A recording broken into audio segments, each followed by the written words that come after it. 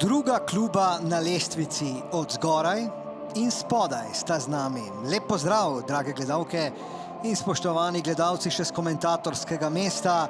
Celje in Maribor torej v 31. kolu državnega prvenstva v nogometu. Upajmo, da nam bo štajerski derbi še polepšal praznik dela. In sedaj predložek v kazenski prostor vijoličastih. Priložnost zaključuje prav Božič do Gorenaka. Poglejmo, kaj bo sedaj storil Gal Gorenak. Videl je Dos Santosa. V kazenski prostor gre tudi Koderman. Priložnost za Maribor. Gorenak, to da ni dobro zaključil. Vrnil se je tudi Božič. Koderman se bori. Dobro, Koderman. Gorenak, prepustil je žogo. Pikler strelja in mimo gola. Vsaj to akcijo bo še počakal na igrišču. Priložnost tam na drugi vratnici. Posredal je Peričič. Dos Santos. Koderman se vključuje. Dobra žoga Kodermana. Matko in ni zadev. Kakšna priložnost. Matko je zgrešil, zadev je zunanji del mreže. Brazilec Dos Santos da Silva.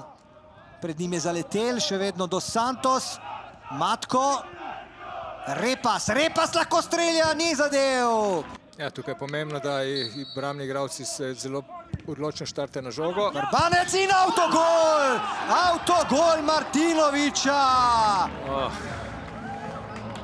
35. minuta, Mariborčani so si zabili gol sami.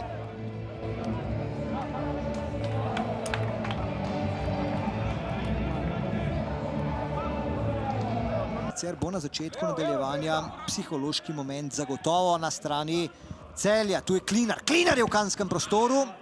Pa sedaj Gorenak in Rozman. Krenil je Rorič. Pa sedaj Stojinović globoko na polovici tekmeca. Dangubić, priložnost za Celje. Pa sedaj Božič si namešča žogo in Pikler v obrambi. Našel je Novaka, Novak pogleduje, Božič preigrava in sedaj Špiro Peričič v bloku. Ko Mariborčani nevarni iz prekinitve, Repas. Dobra žoga in ostaja 1:0. Vrhovec je ostal zadaj, počakal podajo. Lepa kombinacija Mariborčanov, Vrhovec pred vrata, priložnost sedaj za Mariborčane. Zgrešil je Rudi Požek-Vancaš. Božič. Martinović, priložnost za Celje, pa zdaj Novak, Celjani sedaj zelo nevarni pred vrati Juga, Božič v prepovedanem položaju. Pa Vrhovec na desno stran, Klinar, Mariborčani sedaj stiskajo okrog vrat Celja. Obroč, ki ga bi morda sedaj lahko zaključil Mlakar. Bliže tudi Rožman ima podobne ugotovitve, predvsem ko je kakšna prekinitev ali žoga iz avta, kot je bila v prejšnjem primeru. Opala, Dangubić. Peričič je ravno toliko vztrajal. Poglejte, kako panični so Mariborčani, ko takole Celjani pritisnejo na njihovo zadnjo linijo. Ampak dober prenos. Vrhunska žoga, kot na pladnju. Požek-Vancaš. Našel je Vrhovca, Vrhovec strelja preslabo. Kakšne priložnosti Maribor. Kronaveter preigrava. Še enkrat Požek-Vancaš. Obdržal je žogo. Sedaj je priložnost za Požeka-Vancaša in gol! Ja, bravo. Rudi Požek-Vancaš je dosegel zadetek za izenačenje. 75. minuta. Oba rezervista sta zrežirala remi v tem trenutku. Kronaveter in Požek-Vancaš.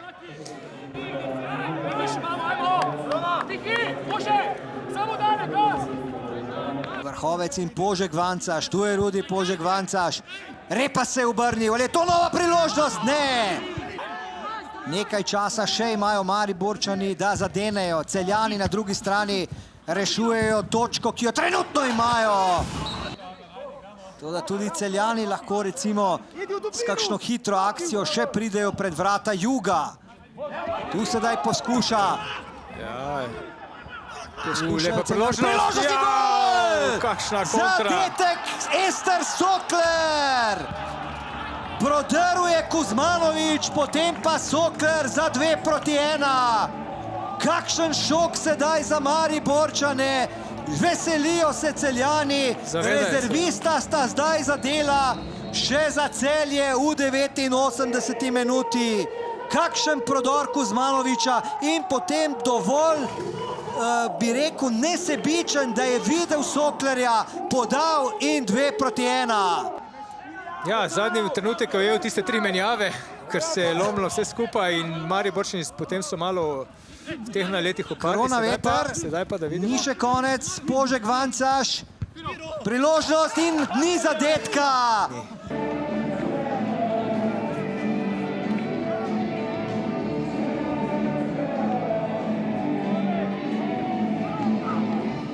Pomembno je seveda po nekem takem nizu porazov, je za fante pomembno, pač zmaga je edino zdravilo. In tudi ta tekma, kljub temu, da smo igrali proti drugoligašu, bi rekel, da so Radomlje ena resna ekipa. Vemo, kaj pokal nosi in seveda ta tekma je tudi nekako povrnila neko vero v uspeh, ker sigurno po porazih igralci dvomijo vase, dvomijo v moštvo. Se mi zdi, da so na tej tekmi začeli verjeti. Tudi danes, kljub temu, da smo trpeli v drugem polčasu, so verjetno imeli to neko vero in na koncu nas je to nagradilo. Pa ja, jaz mislim, da smo odlično krenuli tekmo. V prvih 35 minut mislim, da izkontrolirali, si pripravili nekaj zelo zrelih priložnosti preko bočnih položajev. V glavi imam 2-3 čiste situacije, žal nismo zadeli. Na drugi strani v bistvu dobili prvi gol iz prekinitve. Nekako smo se lovili do polčasa. Dober drugi polčas, mislim, da 3, 4, celo 5 odličnih situacij, žal nerealiziranih. Mislim, da smo si zaslužili več, kot pa smo, kar se tiče točkovno. Mislim pa, da je to v tem momentu, bom rekel, naš maksimum, kar se tiče same igre.